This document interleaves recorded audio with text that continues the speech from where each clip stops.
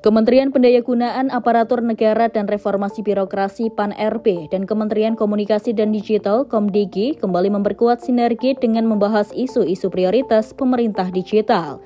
Hal itu tertuang saat Menteri PAN-RB Rini Widiantini melakukan rapat dengan Menteri Komdigi Meutia Fiada Hafid di Jakarta pada Selasa 4 Februari 2025.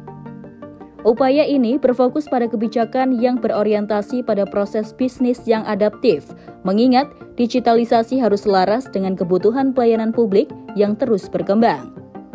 Pertemuan yang dihadiri oleh Wakil Menteri Komunikasi dan Digital Angga Raka Prabowo, Sekretaris Jenderal Kementerian Komdigi Ismail, Direktur Jenderal Teknologi Pemerintah Digital Mira Tayyiba, serta Wakil Menteri PAN-RB Purwadi Arianto ini menegaskan pentingnya kolaborasi dan koordinasi antar lembaga untuk mewujudkan transformasi digital pemerintah di Indonesia.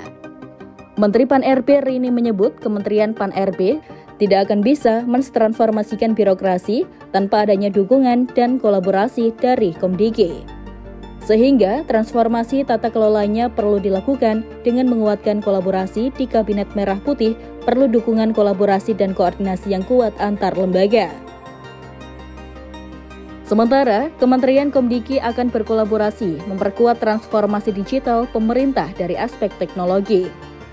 Transformasi digital pemerintah di Indonesia dari tahun ke tahun mengalami percepatan signifikan, khususnya dalam beberapa tahun terakhir dan berpotensi terus berkembang pesat dalam dekade mendatang.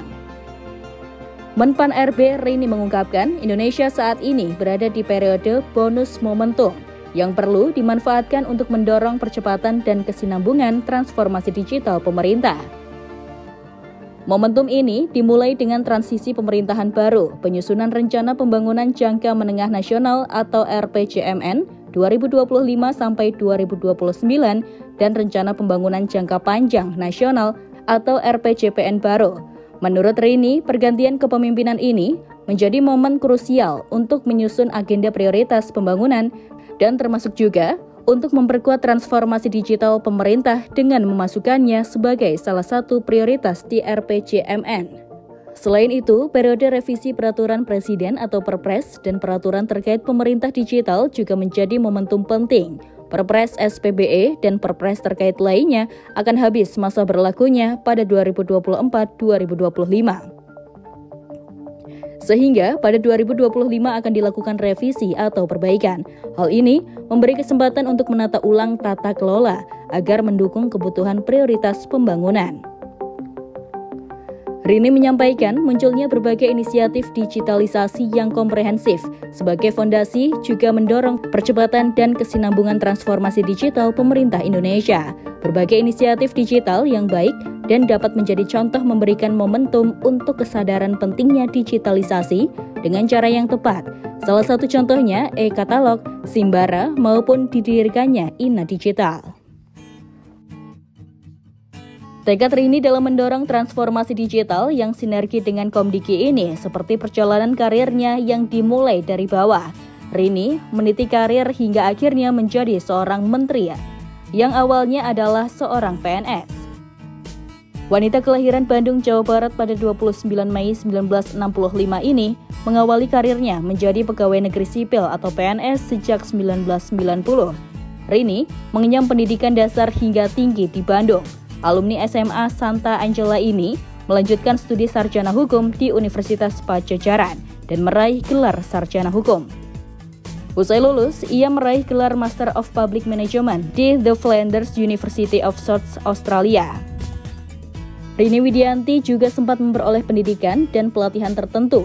Beberapa contohnya, Indonesian Japan's Youth Exchange pada 1993, Diklat Spala pada 1994, pelatihan pengadaan barang dan jasa kelas paralel 2005, New Paradigm of Government Service 2015, dan sebagainya. Meniti karir dari PNS hingga kemudian ia bisa menjabat sebagai analisis kebijakan pada 1997 di Kementerian Pendayagunaan Aparatur Negara. Pada tahun 2008, Rini menjabat sebagai Asisten Deputi Kelembagaan Perekonomian di Kemenpan RB. Kemudian, di 2019, ia diangkat menjadi Asisten Deputi Kelembagaan Perekonomian 1. Karirnya di Kementerian Pan-RB terbilang cemerlang. Pada 2019, Rini dipercaya menjadi staf ahli Menteri Pan-RB bidang hukum. Setahun kemudian, Rini dipercaya sebagai Deputi Bidang Kelembagaan. Selanjutnya, sejak 2013 hingga 2021, ia mengemban amanah sebagai Deputi Bidang Kelembagaan dan Tata Pelaksana di Kementerian Pan-RB.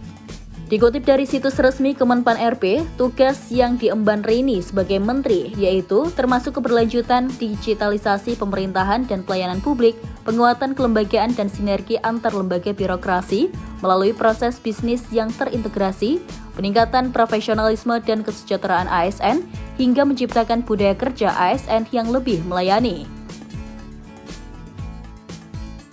Seperti yang diketahui, secara umum Kementerian Pan-RB kerap mengurus berbagai hal terkait pendayagunaan aparatur negara dan reformasi birokrasi, seperti pengadaan ASN dengan membuka pendaftaran CPNS maupun P3K yang juga ada campur tangannya. Saat ini, Rini diketahui juga bersinergi dengan berbagai pihak, tidak hanya Komdiki, namun baru-baru ini ia juga bersinergi dengan Badan Pengawasan Keuangan dan Pembangunan yang membahas akuntabilitas pelaksanaan transformasi digital pemerintah.